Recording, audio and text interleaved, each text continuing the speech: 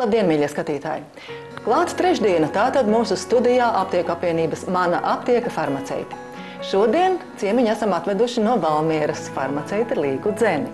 Bet viņa nav vienīgā studijā, ir arī Latvijas Universitātes Rīgas medicīnas koledžas docente Gaļina Biksone. Labdien! Labdien! Vēl man jāpiebilst, ka dakteri apmāca arī manas aptiekas farmaceitas, tā ir? Tieši tā.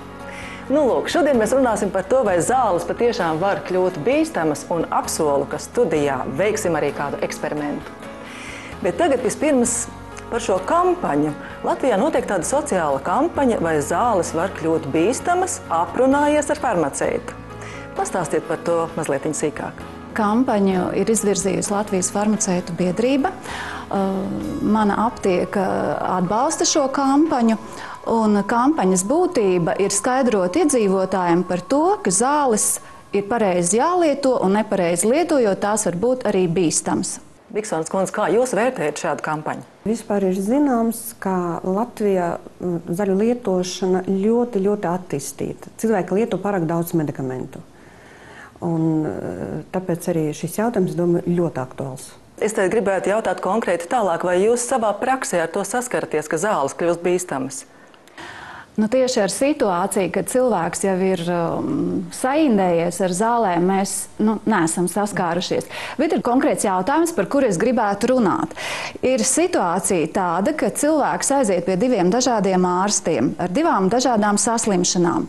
Un ir viens ārsts izraksta viņam recepti ar vienu medikamentu, un otrs ārsts izraksta recepti ar otru medikamentu. Tālāk ar šīm receptēm cilvēks ierodas aptiekā. Un es varētu, lai tas jautājums nebūtu tikai teorētisks, minēt konkrētu piemēru. Ja ir izrakstīts antibiotiķis, piemēram, ciprofloksacīns, un otrā receptē ir izrakstīts pretastmas medikaments teofilīns, tad farmaceits, redzot abas šīs zāles, kas ir izrakstītas cilvēkam, noteikti uzreiz redz situāciju, kad šīs divas zāles kopā lietot nedrīkst. Doktori, vai šādu dažādas iedarbības zāļu miedarbību var iepriekš paredzēt, to var novērst? Es domāju, ka nevar vienmēr novērst šādu ļoti sarežģītu problēmu, kā medikamentu miedarbība. Tas ir ļoti svarīgs fakts. Viņš vienmēr ir ņemams vērā, bet vienmēr viņu novērst nevar.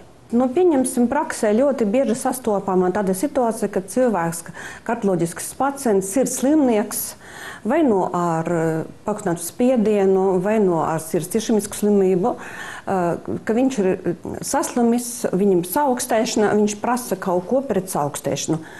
Un dabūna, pieņemsim, Teraflu.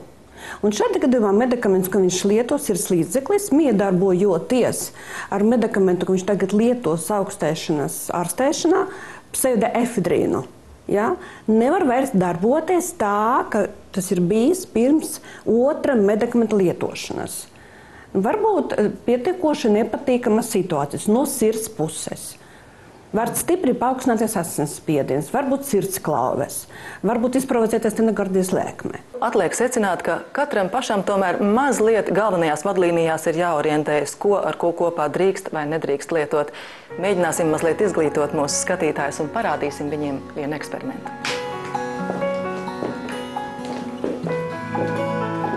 Tā, kas mums šeit ir? Tā, mums šeit ir divas kolbas. Abās kolbās ir vājs skābs šķīdums. Tas atgādina kuņģa skābo vidi, kurā nonāk medikaments. Veiksim eksperimentu un abās kolbās ievietosim kapsulu ar antibiotiķi. Vienā kolbā un otrā kolbā. Bet otrā kolbā mēs pievienojam arī antacīdu. Antacīds tas ir līdzeklis, ko parasti farmaceits piedāvā, kad cilvēks sūdzās par dedzināšanu kuņģī. To mēs ievietojam otrā kolbā. Kas būs noticis pēc minūtēm 10, to mēs skatīsimies vēlāk. Labi, tad atgriežamies atkal pie mūsu sarunas. Un tagad gribu jums jautāt, akcijas ietvaros bija veikta tāda aptauja, kā cilvēki izprot to jēdzienu lietot zāles pēc ēšanas. Izrādās, ka viņi to izprot dažādi. Jā, pats jēdziens pateikt zāles jālieto pēc ēšanas neizsaka neko. Pareizi būtu zāles lietot tukšā dušā un zāles lietot kopā ar ēdienu. Lietot zāles tukšā dušā nozīmē ieņemt zāles pusstundu, labāk stundu pirms ēšanas. Jeb 2 stundas, labāk 2,5 stundas pēc ēšanas. Šeit būtu svarīgi šādu zāļu lietošana, kas ir saistīta ar asinsspiediena ārstēšanu, kā ļoti plaši pazīstam, piemēram, perindoprils, enalaprils, kuru iedarbība varētu mazināties līdz 40%, ja tās lieto kopā ar ēdienu. Tālāk termins lietot kopā ar ēdienu. Šeit tātad vajadzētu lietot tādas zāles kā pretiekaisuma līdzekļi, jo šie medikamenti agresīvi iedarbojas uz kuņģa vidi. Tātad mēs saprotam, ka ar dažādu zāļu vienlaicīgu lietošanu būtu jāuzmanās. Bet kas vēl būtu jāievēro? Jāņem vērā ļoti svarīga šāda lieta. Cilvēks var lietot ilgstoši viņam vajadzīgo medikamentu, bet atudinojoties, pieņemsim caurējās gadījumā, viņam šis medikaments var darboties spēcīgāk. Pieņemsim tie paši hipotensīvie medikamenti, par ko tikko runāja Līga, viņi var kļūt ļoti iedarbīgi, pārāk spēcīgi, izraisīt galvas reiboņus, tikai tāpēc, ka cilvēkam vakardien, šodien bija caurē. Otra lieta, kura ļoti svarīga arī, pieņemsim, ja cilvēks plāno bērniņu. Un atkal, ja viņš lieto to pašu vislabāko medikamentu pret asinsspiedienu, kā mēs tikko atkal runājam, to pašu perindoprilu vai to pašu ramiprīlu, noteikti vajag, lai viņš nevienu dienu nelietotu šo medikamentu, ja viņš ir stāvoklī. Atkal ir tāda lieta, ko atkal ļoti grūti paredzēt aptiekā. Katram cilvēkam, lielākā daļa, ir arī kāda hroniska slimība, kurās dēļ atkal var būt grūti paredzējamas nepatīkamas situācijas saistībā ar zāļu lietošanu. Bet tagad uzdosim vienu jautājumu skatītājiem. Kāds ir manas aptiekas gudro farmaceitu simbols? Uz šo jautājumu atbildiet lūdzu zvanot pa ekrānā redzamo tālruņa numuru. Un 5 pareizo atbilžu autoriem būs dāvana Vitiron kapsulas. Bet tagad atgriežamies pie mūsu sarunas, un es gribētu jautāt, kā ir ar bērniem? Viņi taču paši nevar ne izvēlēties sev medikamentus, ne īsti novērtēt savu stāvokli. Droši vien, ka tā ir pilnīga pieaugušo atbildība. Vai viņa nepieļauj kādas lielas kļūdas?